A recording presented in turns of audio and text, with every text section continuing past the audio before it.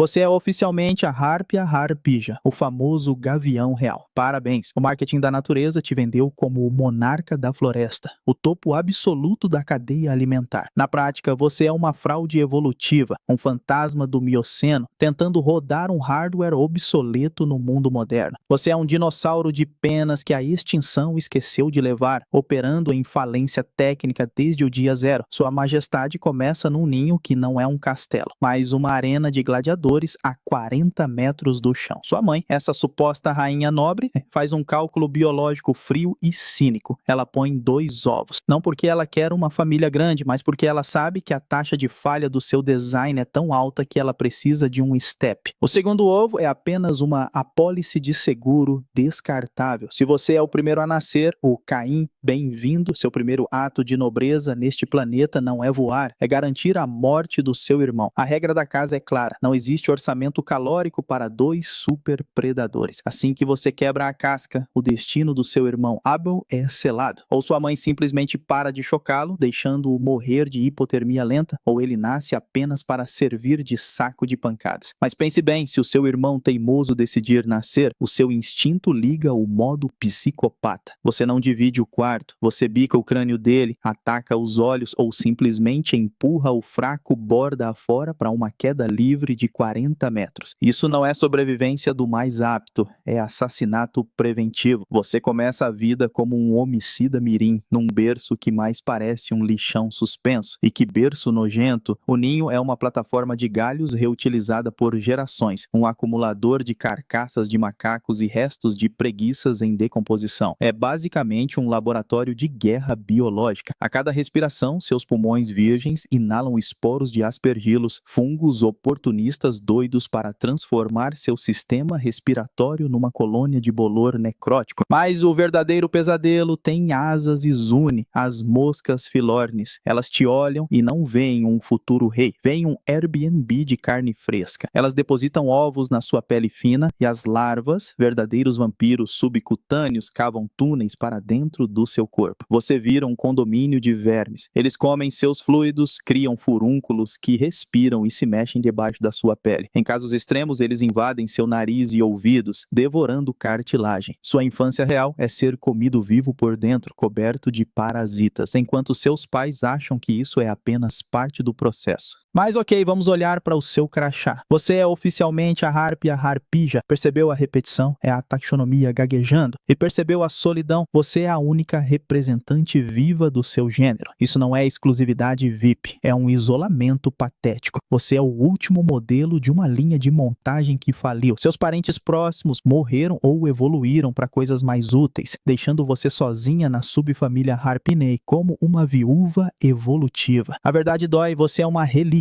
um fantasma, operando um hardware que já estava fora de linha no Mioceno há 16 milhões de anos. O mundo naquela época era diferente, cheio de megafauna e florestas infinitas. Você foi projetada para esse paraíso perdido. Hoje você é um mainframe gigante e empoeirado tentando rodar no Wi-Fi moderno. Você é um anacronismo biológico, um cenário de alto orçamento construído para um filme que parou de ser exibido antes da Era do Gelo. E a evolução te pregou uma peça cruel chamada gigantismo. Você olhou para sua prima distante, a extinta águia de Haast, e achou que ser gigante era uma boa ideia. Ela pesava 15 quilos e foi extinta porque o custo de manutenção ficou impagável. Você, fêmea de 9 quilos, está perigosamente perto desse mesmo abismo. Você não é grande porque é poderosa. Você é grande porque a evolução esqueceu de puxar o freio de mão. Pois é, ser gigante tem um preço e a fatura chega em calorias. A física olha para o seu corpo e ri. Você tem uma carga alar absurda, o que significa que suas asas mal dão conta de sustentar essa pança de 9 quilos no ar. Diferente do urubu, que é o malandro da termodinâmica e plana de graça nas correntes térmicas, você vive dentro do mato e precisa bater asas. E bater asas para um bicho do seu tamanho é o equivalente metabólico a queimar dinheiro numa fogueira. Você não voa, você luta contra a gravidade em cada metro, gastando uma fortuna de glicose glicose só para sair do lugar. Você é um dragster biológico, tem muita potência, mas bebe o tanque inteiro de combustível só para ir até a esquina. E o seu modelo de negócios reprodutivo é a falência decretada. Você é um estrategista K extremo. Tradução: você investe tudo o que tem em um único produto a cada 2 ou 3 anos. É uma boutique de luxo num mercado de atacado. Se aquele único filhote morrer, e ele vai, lembre-se das moscas e do irmão assassino. Você jogou fora anos de investimento energético, enquanto ratos e pombos dominam o mundo fazendo filhos a granel com custo zero. Você aposta sua linhagem num bilhete de loteria único e caríssimo. Você não é a rainha da floresta. Você é uma empresa biológica operando com fluxo de caixa negativo e dívida acumulada desde o Pleistoceno.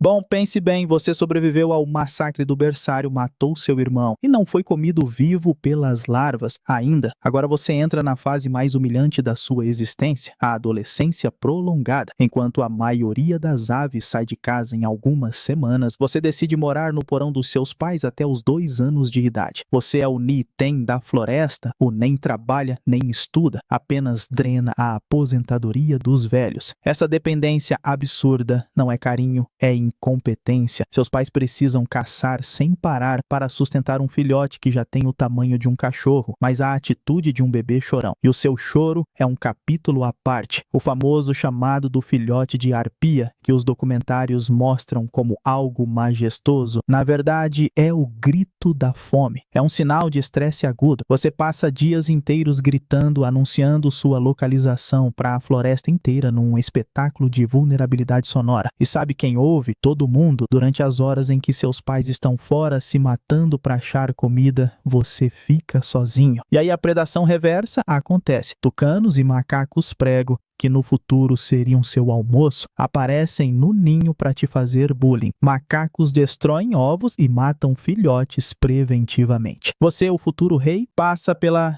infância sendo aterrorizado pela sua própria comida, tremendo no ninho, enquanto um tucano tenta furar seus olhos. Mas olha só, a humilhação suprema chega na hora de aprender a voar. Para um passarinho leve, cair do ninho é um susto. Para você, uma massa de gordura e osso mal formado, cair é um acidente industrial. A gravidade odeia a sua espécie. Seus primeiros voos são desajeitados, cheios de erros de cálculo. E aqui está o glitch do seu design. Se você errar o galho e cair no chão da floresta, é game over. Você não tem empuxo para decolar verticalmente do solo escuro e denso da Amazônia. Você é um avião cargueiro tentando decolar numa pista de skate. Uma vez no chão, você está preso. E o chão tem donos, jaguares e jaguatiricas. Eles adoram quando chove frango gigante do céu. A estatística diz que muitos de vocês morrem assim saudáveis, mas incapazes de voltar para o elevador da natureza, esperando a morte chegar com dentes afiados. E enquanto você tenta não despencar, seu corpo está gritando. Crescer rápido demais causa dores ósseas reais. Seus tendões estalam tentando acompanhar o estirão. Sua plumagem muda daquela penugem branca fofa para um cinza adolescente mal ajambrado, parecendo que você está vestindo um terno velho que não cabe direito. Você é um mosaico de penas falhas e ossos doendo, equilibrado num galho alto, rezando para que o vento não te derrube para o andar de baixo, onde você deixa de ser predador e vira ração de onça. Pois é, você chegou à vida adulta. O mundo te vê como uma máquina de matar perfeita, um sniper de penas. A realidade, você é um viciado em calorias vivendo numa crise de abstinência eterna. Lembra daquela sua massa corporal enorme? Ela cobra aluguel. Você não é um urubu que plana de graça no ar quente. Você vive abaixo do céu da floresta, onde o vento não entra. Isso significa que você tem que bater asas para se mexer. E bater asas com 9 quilos de peso é um suicídio financeiro para o seu metabolismo. A bioenergética diz que cada decolagem sua custa 20 vezes mais energia do que ficar parado. Você é um tanque de guerra com um motor de mobilete. Você vive no vermelho. Se ficar 2 dias sem comer, seu corpo entra em pânico e começa a autocanibalismo. metabolismo. Você digere seus próprios músculos do peito para não apagar. Você não caça por esporte ou glória, você caça para evitar que seu próprio corpo te coma vivo. E a sua comida não é iFood que chega na porta. Você come macacos e preguiças. Parece fácil. Tente arrancar um macaco prego de uma árvore. Eles vivem em gangues, são inteligentes e têm dentes caninos feitos para furar couro. A caça para você não é um abate limpo, é uma briga de bar violenta a 30 metros de altura. Você se joga contra a folhagem, rasga penas, quebra unhas. Cada refeição é um acidente de trânsito controlado. Mas o pior não é a briga, é a física. Suas garras têm uma força de 500 PSI,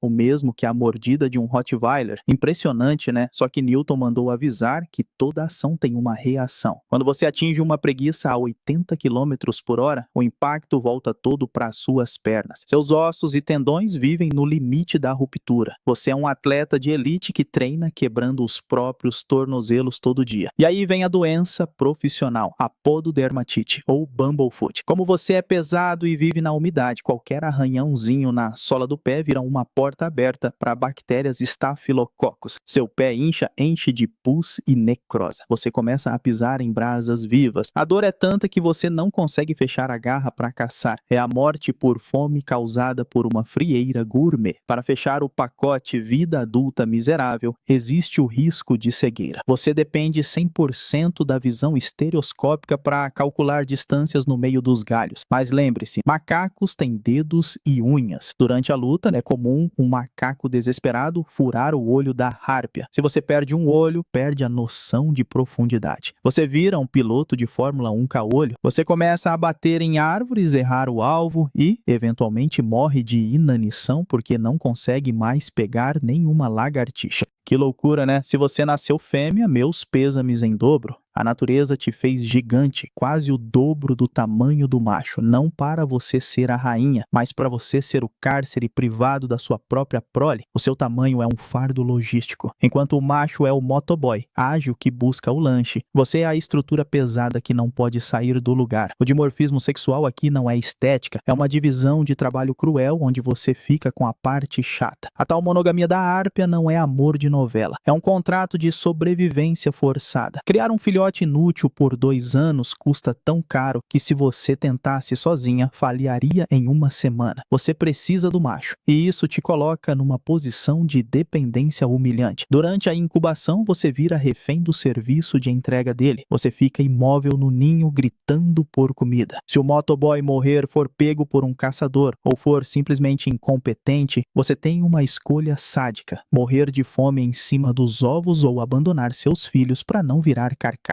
E o ato de fazer o bebê é basicamente uma roleta russa ginecológica. O macho vem equipado com as mesmas garras de 500 PSI que matam preguiças. O acasalamento é um evento de risco de trabalho. Se a sincronia falhar, não tem beijinho. Tem perfuração de órgãos vitais. É dormir com o inimigo, literalmente armado até as unhas. Mas o drama familiar não acaba no parto. Na verdade, a sua família é uma estrutura tão frágil que qualquer mudança de pessoal vira um filme de terror. Digamos que o seu macho, o motoboy, morra. Um caçador pegou ou ele bateu numa árvore. Você fica viúva com um filhote no ninho. Logo aparece um novo macho no território. Você acha que ele vai assumir a paternidade? Que inocência. Ele olha para o seu filhote e vê um bloqueio de esperma. Um erro administrativo. O instinto dele aciona o protocolo de infanticídio. Ele mata o seu filho, joga o corpo do ninho abaixo para limpar a área. E qual é a reação do seu corpo a esse massacre? Luto? Depressão? Não. A biologia é sádica. O choque da perda interrompe sua lactação e te joga no cio imediatamente. Você é programada para recompensar o assassino do seu filho com sexo. É a síndrome de Estocolmo hormonal. E mesmo se tudo der certo e ninguém morrer, você assinou um contrato de escravidão de 2 anos. Esse é o tempo que leva para o seu filhote ir embora. 2 anos presa no mesmo hectare defendendo o ninho de tucanos, chuva e sol, enquanto sua musculatura atrofia pela falta de caça ativa. Você não vive, você apenas existe como um guarda-sol de penas para um herdeiro ingrato. Mas ok, você acha que manda na floresta porque ninguém tem coragem de te atacar de frente. Verdade. Onça respeita, macaco foge. Mas o seu inimigo real não usa garras. Ele é microscópico, covarde e já está morando dentro de você. Você não é um indivíduo. Você é um condomínio biológico superlotado e em péssimo estado de conservação. Você é o Uber de parasitas da Amazônia. O ataque mais cruel acontece no seu maior patrimônio, os olhos. Você investiu milhões de anos evolutivos para ter uma visão binocular perfeita, capaz de ver uma lagartixa a quilômetros. E o que a natureza faz? Te apresenta a Telasia lacrimalis. São vermes nematódios, minhoquinhas brancas e vivas, que decidem morar dentro do seu globo ocular, nadando no líquido do seu olho e se escondendo debaixo da sua pálpebra. Imagine a sensação de ter um cisco no olho que nunca sai. Agora imagine que o cisco se mexe, cresce e se reproduz. É uma tortura sensorial 24 horas por dia. Esses vermes rastejam pela sua córnea, causando úlceras e uma inflamação crônica. Você começa a chorar pus, a sua visão de águia vira um borrão leitoso. E para um animal que precisa calcular a distância exata para não bater numa árvore a 80 km